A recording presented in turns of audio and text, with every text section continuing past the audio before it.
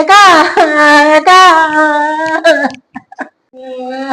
ஏமா என்ன என்னடி எழுதுன்னு வர ஏன் காசு கொடுத்தன என் பிள்ளைகிட்ட குடுத்துட்டியா? என்ன பண்ணிட்டான்?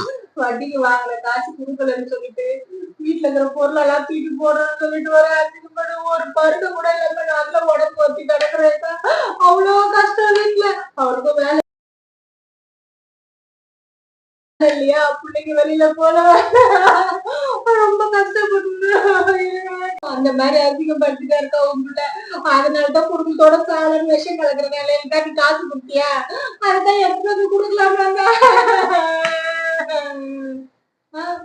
உங்ககிட்ட காசு தர சொன்னல தம்பியா அவங்க அம்மா கிட்ட. நான் வந்து பேசுங்கிற தம்பி ஒண்ணு இல்ல தம்பி, அம்மாட்ட சும்மா பேசலாம் தான் வந்தேன் தம்பி.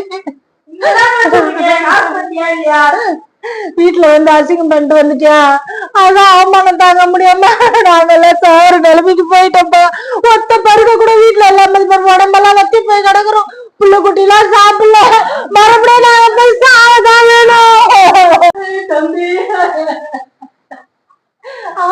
ஏடி அந்த காசை கொஞ்சம் குடு, அவங்ககிட்ட வாங்கிட்டல குடுத்துரு. அவங்க கொடுத்து எதனா அவன் சொல்ல போறான்.